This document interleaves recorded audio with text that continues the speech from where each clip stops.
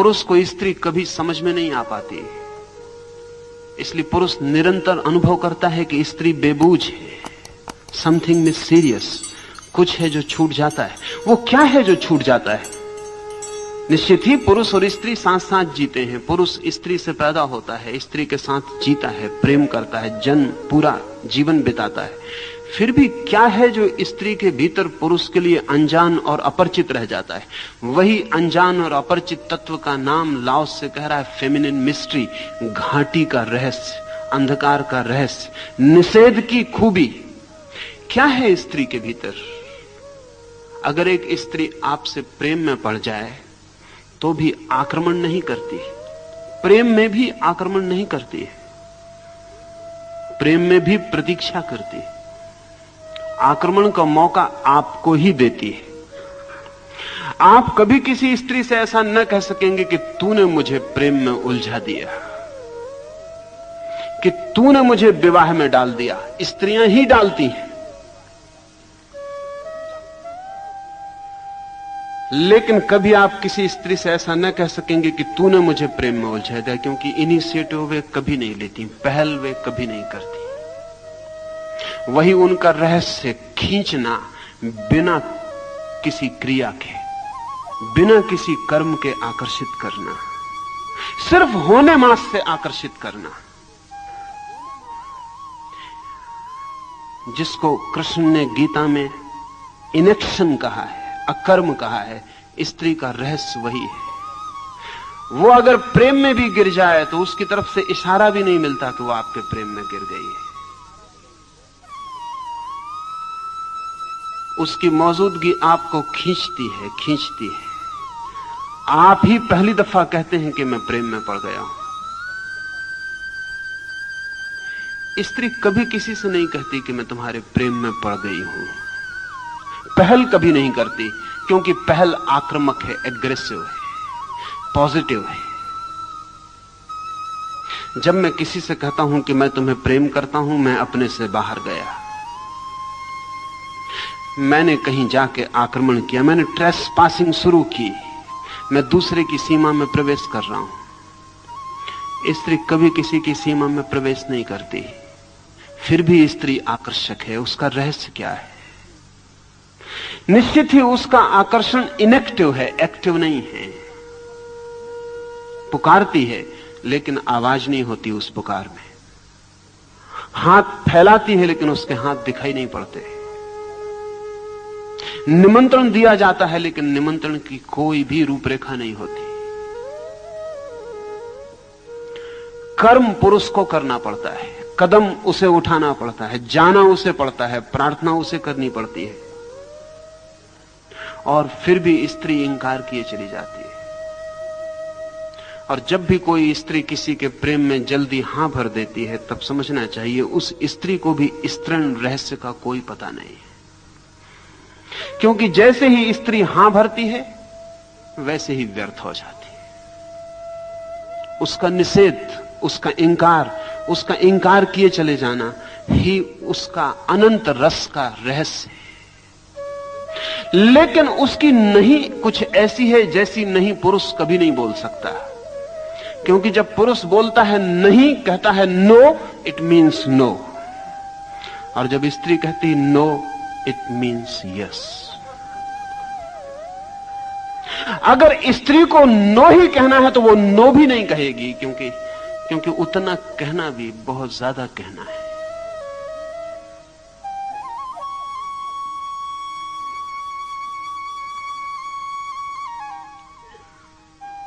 मुल्ला नसरुद्दीन एक युवती के प्रेम में पड़ गया है।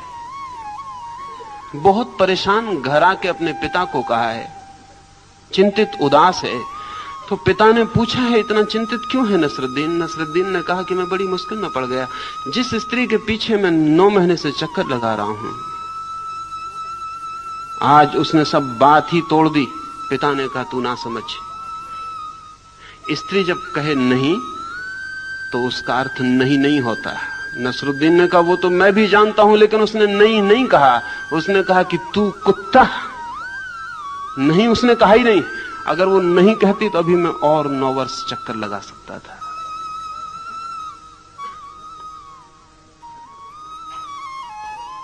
उसने नहीं भी नहीं कहा है, उतना भी रास्ता नहीं छोड़ा है। स्त्री जब हां करती है तब वो पुरुष की भाषा बोल रही है। इसलिए स्त्री के मुंह से हां बहुत ही छोटा, उथला और गहरे अर्थों में अनैतिक मालूम पड़ता है, उतना भी आक्रमण है। स्त्री का सारा रहस्य और राज तो इसमें है, उसकी मिस्ट्री इसमें है कि वो नहीं कहती है और बुलाती है, नहीं बुलाती और निमंत्रण जाता है।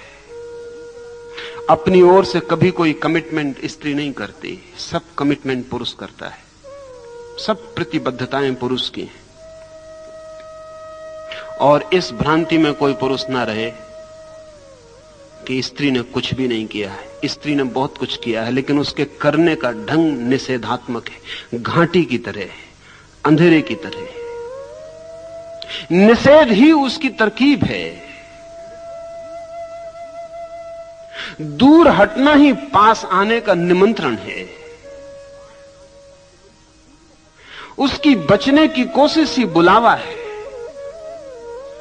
ये फेमिनिन मिस्ट्री है, और इसमें और गहरे उतरेंगे तो बहुत सी बातें ख्याल में आएंगी। स्त्री संभोग की दृष्टि से भी निषेधात्मक है, पैसिव है।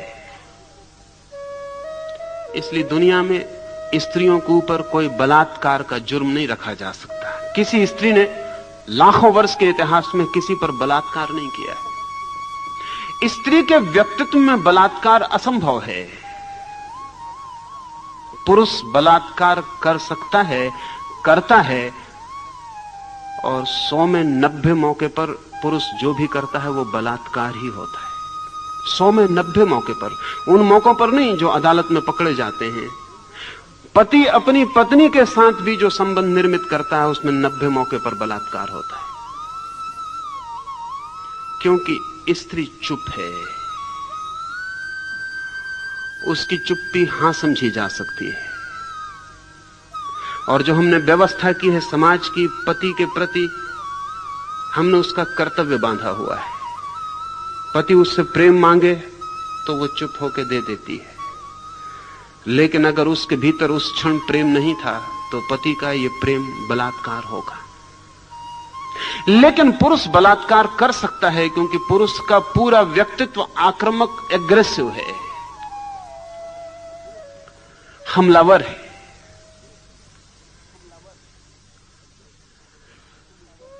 स्त्री का व्यक्तित्व रिसेप्टिव, ग्राहक है। यह न केवल व्यक्तित्व बल्कि शरीर की संरचना भी प्रकृति ने ऐसी ही की है कि स्त्री का शरीर केवल ग्राहक है, पुरुष का शरीर आक्रामक है।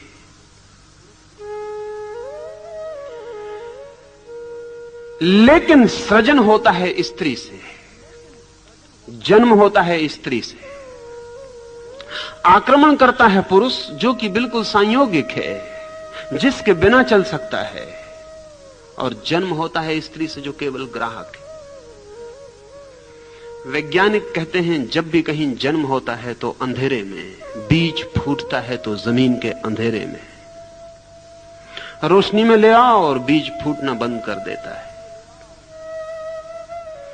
एक व्यक्ति जन्मता है तो मां के गर्भ के अंधकार में, निपट गहन अंधकार में।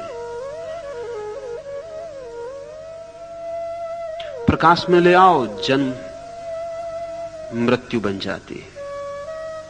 जीवन में जो भी पैदा होता है सूत्र रहस्य का, वो सदा अंधकार में, गुप्त और छिपे हुए जगत में होता है। और गुप्त वही हो सकता है जो एग्रेसिव ना हो, आक्रामक ना हो। जो आक्रामक है वो गुप्त कभी नहीं हो सकता। इसलिए पुरुष के व्यक्तित्व में सतह बहुत होती है, गहराई नहीं होती उतनी। स्त्री के व्यक्तित्व में सतह बहुत कम होती है, गहराई बहुत ज्यादा होती है। और यही कारण है कि पुरुष जल्दी थक जाता है और स्त्री जल्दी नहीं थकती। आक्रमण थका देगा। इसलिए पुरुष वैश्याएं नहीं हो सकी, क्योंकि कोई पुरुष वैश्या नहीं हो सकता। एक संभोग थक जाएगा। स्त्री वैश्या हो सकी, क्योंकि 50 संभोग भी उसे नहीं थका सकते। वो सिर्फ रिसेप्टिव है, वो कुछ करती ही नहीं। इसलिए एक अनोखी घटना घटी कि पुरुष वेश्याएं नहीं हो सकी, स्त्रियां वेश्याएं हो सकी। पुरुष बलात्कारी हो सके, स्त्रियां बलात्कारी नहीं हो सकी। पुरुष गुंडे हो सके, स्त्रियां गुंडे नहीं हो सकी। लेकिन स्त्रियां वेश्याएं हो सकी, पुरुष वेश्याएं नहीं हो सके। और कारण कुल इतना है कि पुरुष का सारा व्यक्तित्व आक्रामक है, जो आक्रमण करेगा वो थक जाएगा। ये जान के आप हैरान होंगे कि जब बच्चे पैदा होते हैं तो 100 लड़कियां पैदा होती हैं तो 116 लड़के पैदा होते हैं। प्रकृति संतुलन को कायम रखती है क्योंकि पुरुष कमजोर है। हम सब यही सोचते हैं कि पुरुष बहुत शक्तिशाली है, वो सिर्फ पुरुष का ख्याल है। पुरुष कमजोर है, इसलिए 116 लड़के पैदा करने पड़ते हैं और 100 लड़कियां, क्योंकि 14 वर्ष के होते होते 16 लड़के मर जाते हैं और लड़के और लड़कियों का अनुपात बराबर हो जाता है।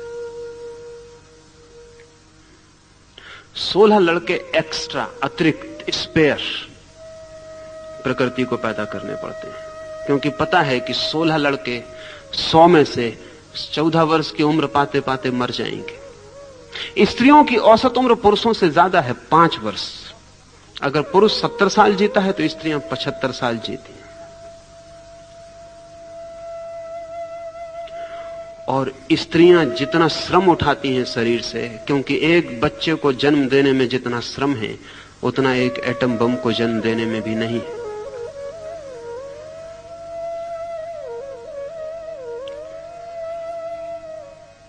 एक स्त्री 20 बच्चों को जन्म दे और फिर भी पुरुष से 5 साल ज्यादा जीती है। स्त्रियां कम बीमार पड़ती हैं, और जो बीमारियां स्त्रियों को हैं वो स्त्रियों की नहीं, पुरुषों ने जो समाज निर्मित किया है उसकी परेशानी की वजह से। स्त्रियां कम बीमार पड़ती हैं, फिर भी जितनी बीमार पड़ती हैं उसमें भी कोई 70% कारण पुरुषों ने जो व्यवस्था की है वो है, स्त्रियां नहीं। क्योंकि सारी व्यवस्था पुरुष की है, मैन डोमिनेटेड है, और पुरुष अपने ढंग से व्यवस्था करता है, उसमें स्त्री को एडजस्ट होना पड़ता है, वो उसकी बीमारी का कारण है। हिस्टीरिया पुरुषों के समाज में स्त्रियों को एडजस्ट होने का परिणाम है। अगर स्त्रियों का समाज हो और पुरुषों को उसमें एडजस्ट होना पड़े तो हिस्टीरिया इससे 5 गुना ज्यादा होगा। करीब करीब सारे पुरुष पागल हो जाएंगे। वो स्त्रियों का रेसिस्टेंस है, प्रतिरोधक शक्ति है कि वो सब पागल नहीं हो गई। फिर भी स्त्रियां आपको क्रोधी दिखाई पड़ती हैं, ईर्ष्यालु दिखाई पड़ती हैं, उपद्रव, कलह 24 घंटे वो जारी रखती हैं। उसका कुल कारण इतना है कि वे जो होने को पैदा हुई हैं, समाज उनको वो नहीं होने देता और कुछ और करवाने की कोशिश करता है। उससे उनकी सृजनात्मक शक्ति विध्वंस की तरफ, परवर्षण की तरफ, विकृति की तरफ चली जाती है। और पुरुषों ने स्त्रियों को इतना दबाया और इतना सताया, तो आमतौर से लोग समझते हैं, स्त्रियां भी यही समझती हैं कि स्त्रियां कमजोर थीं, इसलिए पुरुषों ने इतना सताया। मैं आपसे कहना चाहता हूं, जो जानते हैं वो कुछ और जानते हैं। वो ये जानते हैं कि स्त्रियां इतनी शक्तिशाली थीं कि अगर न दबाई गई होती तो पुरुषों को उन्होंने कभी का दबा डाला होता। उनको बचपन से ही दबाने की जरूरत है, नहीं वो खतरनाक सिद्ध हो सकती है। स्त्रियों को सारी दुनिया में दबाए जाने का जो असली कारण है, वो असली कारण यह है कि वो इतनी शक्तिशाली सिद्ध हो सकती हैं अगर बिना दबाई छोड़ दी जाएं कि पुरुष बहुत मुश्किल में पड़ जाएगा। इसलिए उन्हें सब तरफ से रोक देना जरूरी है और बचपन से रोक देना जरूरी है। और रुकावट करीब करीब वैसी है जैसे चीन में हम स्त्रियों को लोहे के जूते पहना देते थे, फिर उनका पैर बड़ा नहीं हो पाता था, फिर वे स्त्रियां दौड़ नहीं सकती थीं, चल नहीं सकती थीं, ठीक से भाग नहीं सकती थीं।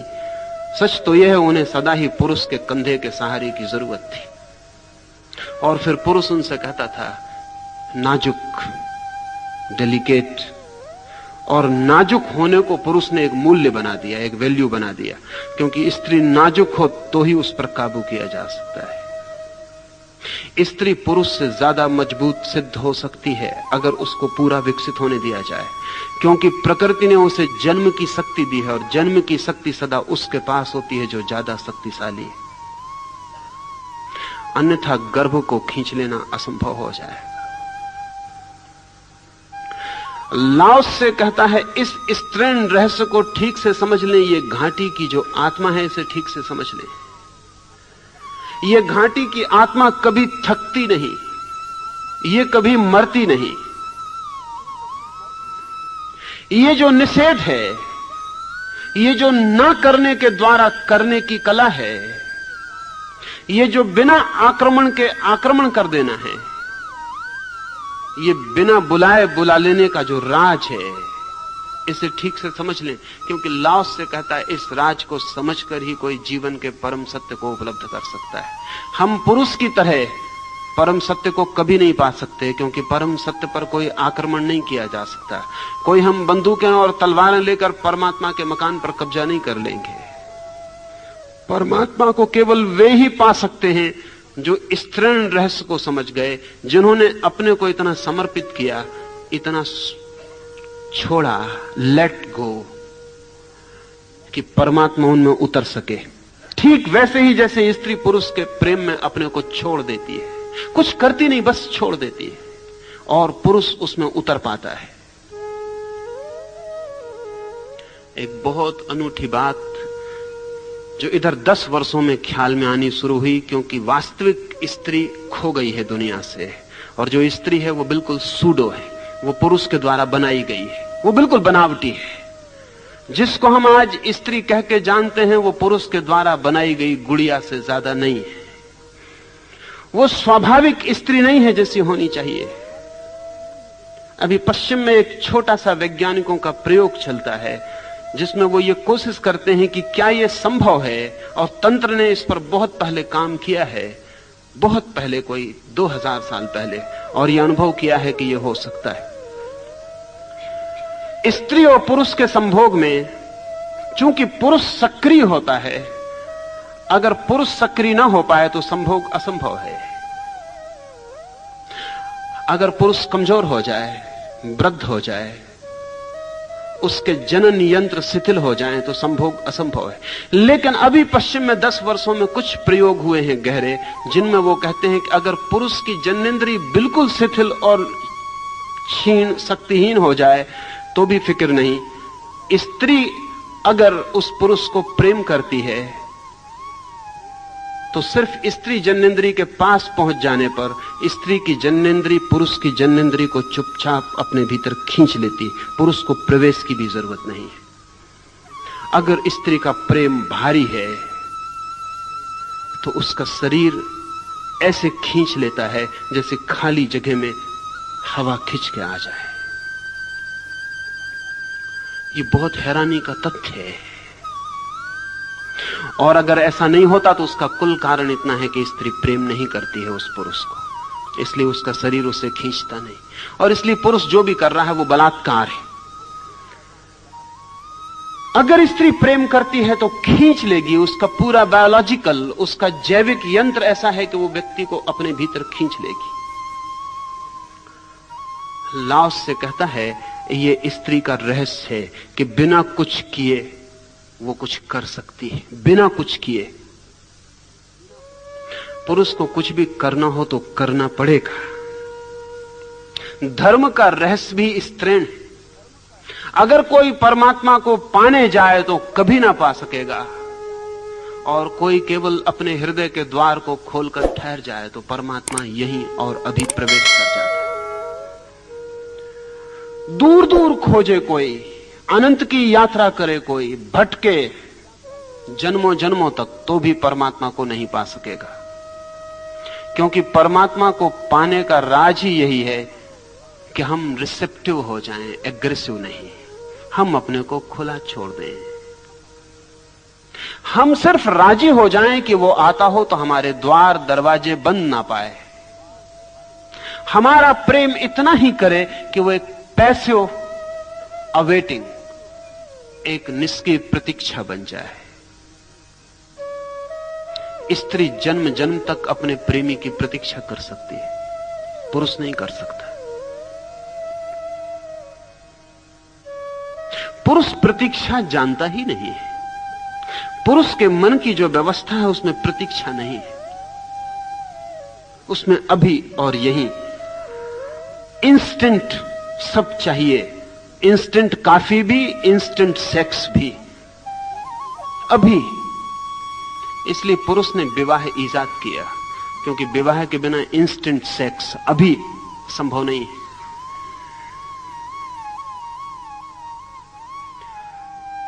पुरुष प्रतीक्षा बिल्कुल नहीं कर सकता, आतुर है, व्यग्र है, तनावग्रस्त है। लेकिन स्त्री प्रतीक्षा कर सकती, अनंत प्रतीक्षा कर सकती। इसलिए जब इस मुल्क में हिंदुओं ने पुरुषों को विधुर रखने की व्यवस्था नहीं की और स्त्रियों को विधवा रखने की व्यवस्था की, तो यह सिर्फ स्त्रियों पर जाति ही नहीं थी, ये स्त्रियों की प्रतीक्षा के तत्व की समझ भी इसमें थी। एक स्त्री अपने प्रेमी के लिए पूरे जन्म, अगले जन्म तक के लिए प्रतीक्षा कर सकती, ये भरोसा किया जा सकता, लेकिन पुरुष पर यह भरोसा नहीं किया जा सकता। इसलिए भारत ने अगर स्त्रियों को विधवा रखने की व्यवस्था दी और पुरुषों को नहीं दी, तो सिर्फ इसलिए नहीं कि यह व्यवस्था पुरुष के पक्ष में थी, जहां तक मैं समझ पाता हूं यह पुरुष का बहुत बड़ा अपमान था, ये स्त्री का गहनतम सम्मान था, क्योंकि इस बात की सूचना थी कि हम स्त्री पर भरोसा कर सकते हैं कि वो प्रतीक्षा कर सकती, लेकिन पुरुष पर भरोसा नहीं किया जा सकता है। पुरुष पर भरोसा नहीं किया जा सकता, इसलिए विधुर को रखने के लिए आग्रह नहीं रहा। कोई रहना चाहे वो उसकी मर्जी, लेकिन स्त्री पर आग्रह था, और आग्रह इसलिए था कि उसकी प्रतीक्षा में ही उसका वो जो स्त्रीण तत्व है वो ज्यादा प्रकट होगा। उसे जितना अवसर मिले निष्क्रिय प्रतीक्षा का, उसके भीतर की गहराइयां उतनी ही गहन और गहरी हो जाती हैं, और उसके आंतरिक रहस्य मधुर और सुगंधित हो जाते हैं। एक बहुत हैरानी की बात मैं कभी कभी पढ़ता रहा हूं, कभी मेरे ख्याल में नहीं आती थी कि बात क्या होगी।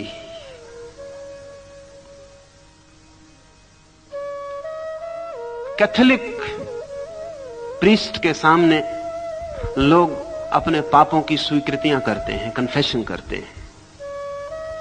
अनेक कैथोलिक पुरोहितों का यह अनुभव है कि जब स्त्रियां उनके सामने अपने पापों की स्वीकृति करती हैं तो स्वभावतः वे भी मनुष्य हैं और केवल ट्रेंड प्रीस्ट हैं। ईसाइयत ने एक दुनिया को बड़े से बड़ी जो बुरी बात दी है वो ये प्रशिक्षित पुरोहित दिए। कोई प्रशिक्षित पुरोहित नहीं हो सकता। प्रशिक्षित डॉक्टर हो सकते हैं, प्रशिक्षित वकील हो सकते हैं, लेकिन प्रशिक्षित पुरोहित नहीं हो सकता। उसी तरह जैसे प्रशिक्षित पोएट कभी नहीं हो सकता।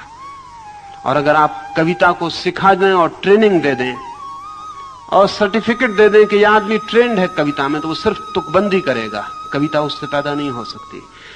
पुरोहित भी जन्मजात क्षमता है, साधना का फल है, उसे कोई प्रशिक्षित नहीं कर सकता। लेकिन ईसाइयत ने प्रशिक्षित किए, ट्रेंड पुरोहित हैं, उनके पास डिग्रियां हैं, उनमें कोई डीडी है, डॉक्टर ऑफ डिविनिटी है।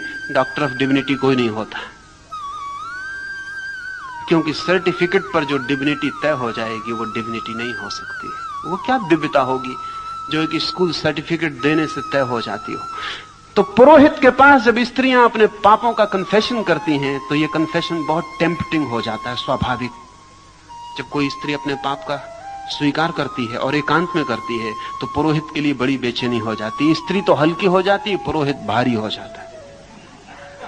लेकिन कैथोलिक पुरोहितों का एक वक्तव्य मुझे सदा हैरान करता था, वो ये कि विधवा स्त्रियां ज्यादा आकर्षक और टेम्पटिंग सिद्ध होती। मैं बहुत हैरान था कि क्या कारण होगा।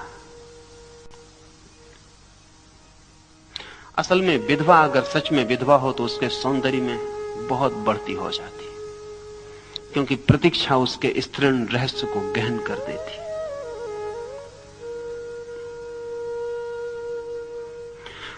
कुंवारी लड़की में जो रहस्य होता है वो प्रतीक्षा का है। इसलिए सारी दुनिया में जो समझदार कौमें थी उन्होंने तय किया कि कुंवारी लड़की से ही विवाह करना, क्योंकि सच तो यह है कि जो लड़की कुंवारी नहीं है उससे विवाह करने का मतलब है कि आपको स्त्री के रहस्य को जानने का मौका ही नहीं मिलेगा। वो रहस्य पहले ही खंडित हो चुका, वो स्त्री छिछली हो गई, उसने प्रतीक्षा ही नहीं की है इतनी जितनी प्रतीक्षा पर वो भीतर का पूरा रहस्य में फूल खिलता है। इसलिए जिन समाजों ने स्त्री के कुंवारे रहने पर और विवाह पर जोर दिया, उन्होंने पुरुष के कुंवारेपन की बहुत फिक्र नहीं की। उसका कारण है कि पुरुष के कुंवारेपन या ना कुंवारेपन से कोई फर्क नहीं पड़ता है, लेकिन स्त्री के कुंवारेपन से फर्क पड़ता है। कुंवारी स्त्री में एक सौंदर्य है जो विवाह के बाद उसमें खो जाता है। वो सौंदर्य उसमें फिर से जन्मता है जब वो मां बनना शुरू होती है, क्योंकि अब वो एक और बड़े रहस्य के द्वार पर और एक और बड़ी प्रतीक्षा के द्वार पर खड़ी हो जाती है। उसे गर्भवती देखकर पति चिंतित हो सकता है, और पति चिंतित होते हैं, और उनकी चिंता स्वाभाविक है, क्योंकि उनके लिए प्रतीक्षा नहीं केवल एक और इकोनॉमिक, एक आर्थिक उपद्रव उनके ऊपर आने को है। लेकिन मां मधुर हो जाती है। असल में मां का गर्भ जैसे बढ़ने लगता है, उसकी आंखों की गहराई बढ़ने लगती है, उसके शरीर में नए कोमल तत्वों का आविर्भाव होता है। गर्भिणी स्त्री का सौंदर्य स्त्रीण रहस्य से बहुत भारी हो जाता है।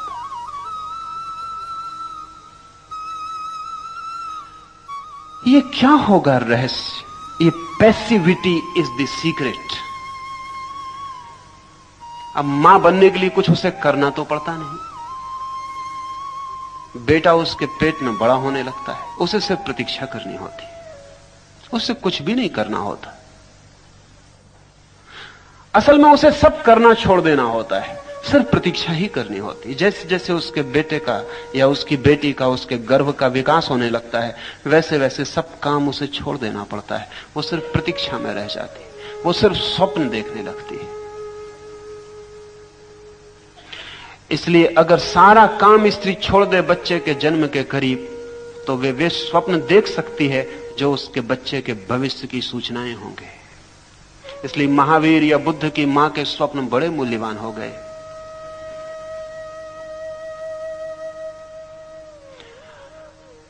महावीर या बुद्ध के संबंध में कहा जाता है कि जब वे पैदा हुए तो उनकी मां ने स्वप्न देखे। वे स्वप्न रोज मां के सामने प्रकट होते गए।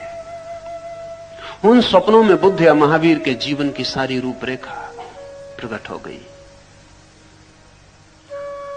अगर मां सच में ही मां हो और आने वाले भविष्य में जो जन्म लेने वाला प्राण है उसके साथ पूरी पैसिविटी में हो, तो वो अपने बच्चे की जन्म कुंडली खुद ही लिख जा सकती है। किसी पुरोहित, किसी पंडित को दिखाने की जरूरत नहीं।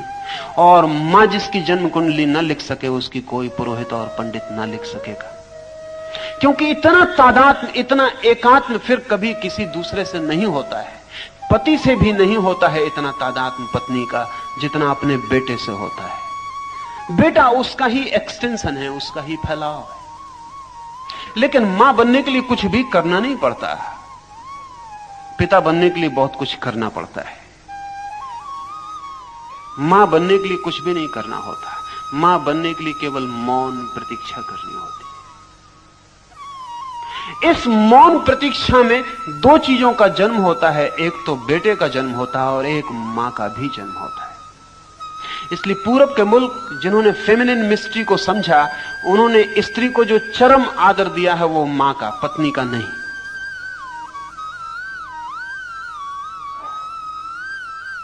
ये बहुत हैरानी की बात है। मुझसे लोग पूछते थे कि आप सन्यासियों को स्वामी कहते हैं, लेकिन सन्यासियों को मां क्यों कहते हैं, जबकि वो भी, उनका विवाह भी नहीं हुआ, उनका बच्चा भी नहीं हुआ। असल में मां का संबंध स्त्री की चरम गरिमा से है। वो अपनी चरम गरिमा पर सिर्फ मां के क्षण में होती। उसका जो पीक एक्सपीरियंस है वो पत्नी होना नहीं है, प्रेयसी होना नहीं है। प्रेयसी और पत्नी होना केवल चढ़ाई की शुरुआत है। उसका जो पीक एक्सपीरियंस है, जो शिखर अनुभव है, उसका मां होना। इसलिए जिन समाजों में भी स्त्रियों ने तय कर लिया है कि पत्नी होना उनका शिखर है, उन समाजों में स्त्रियां बहुत दुखी हो जाएंगी, क्योंकि वो उनका शिखर है नहीं।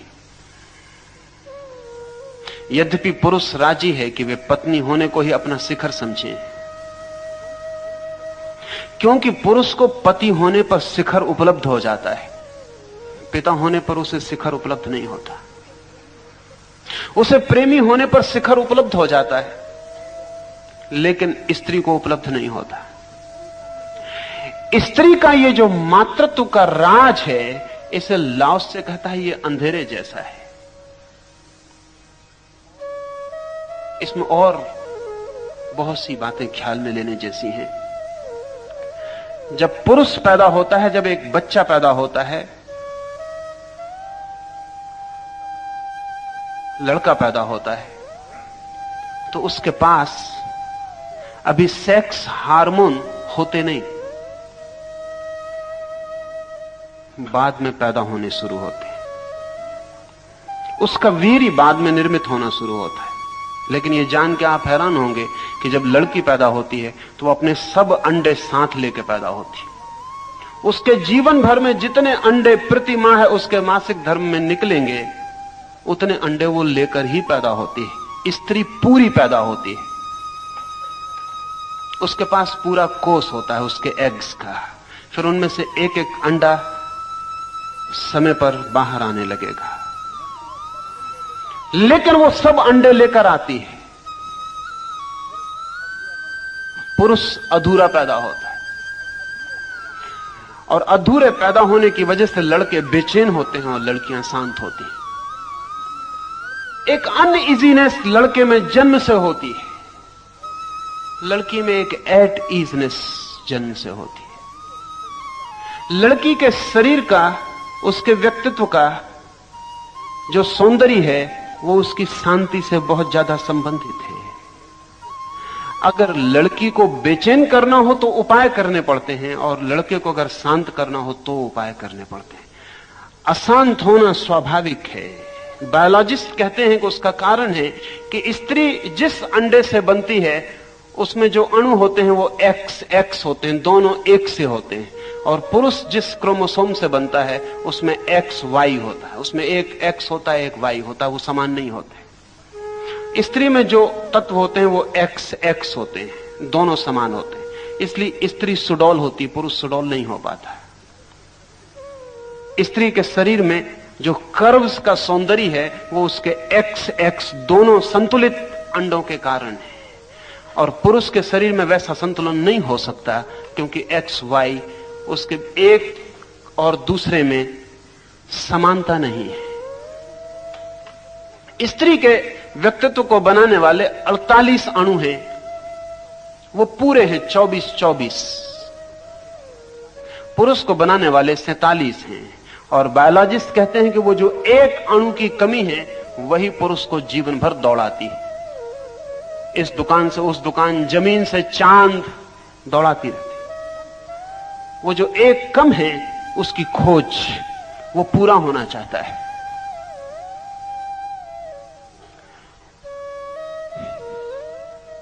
ये जो स्त्री का संतुलित, शांत, प्रतीक्षारत व्यक्तित्व है, लाओस से कहता है ये जीवन का बड़ा गहरा रहस्य है।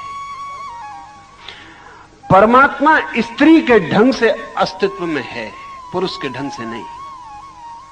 इसलिए परमात्मा को हम देख नहीं पाते, उसे हम पकड़ भी नहीं पाते। वो मौजूद है जरूर, लेकिन उसकी प्रेजेंस स्त्रीण न होने जैसा है। उसे हम पकड़ने जाएंगे उतना ही वो हमसे छूट जाएगा, उतना ही हट जाएगा, उतना ही उसकी खोज मुश्किल हो जाएगी। अस्तित्व स्त्रीण है, इसका अर्थ यह है कि अस्तित्व में जो भी प्रकट होता है अस्तित्व में पहले से छिपा है। एक, जैसा मैंने कहा, स्त्री में जो भी पैदा होगा वो सब पहले से ही छिपा है, वो अपने जन्म के साथ लेकर आती है सब, उसमें कुछ नया एडिशन नहीं होता।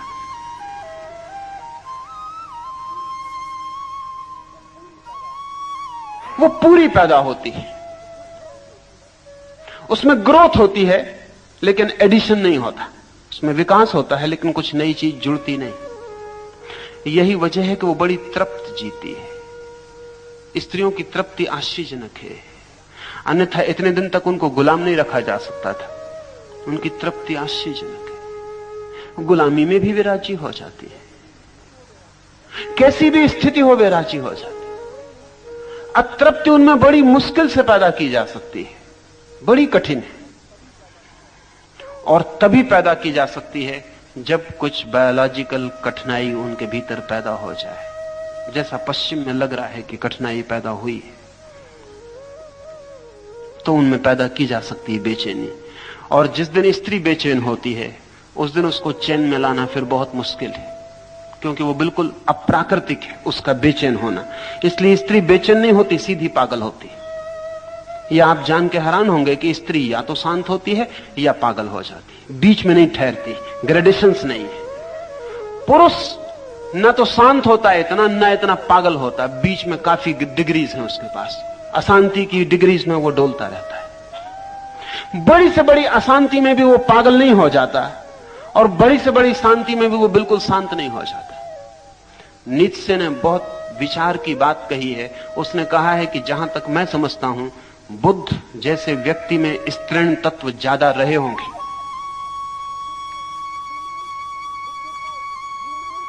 बुद्ध को वुमेनिस कहा है नीत्शे ने, और मैं मानता हूं कि इसमें गहरी समझ है। सच यह है कि जब कोई पुरुष भी पूरी तरह शांत होता है तो स्त्रीण हो जाता है, हो ही जाएगा, हो जाएगा इसलिए कि इतना शांत हो जाएगा कि वो जो पुरुष की अनिवार्य बेचैनी थी, वो जो अनिवार्य अशांति थी, अनिवार्य तनाव था, वो जो टेंशन था पुरुष के अस्तित्व का, वो खो जाएगा। यही वजह है कि हमने भारत में प्रतीकात्मक रूप से कृष्ण की, बुद्ध की, महावीर की दाढ़ी मूछ नहीं बनाई। ऐसा नहीं कि नहीं थी,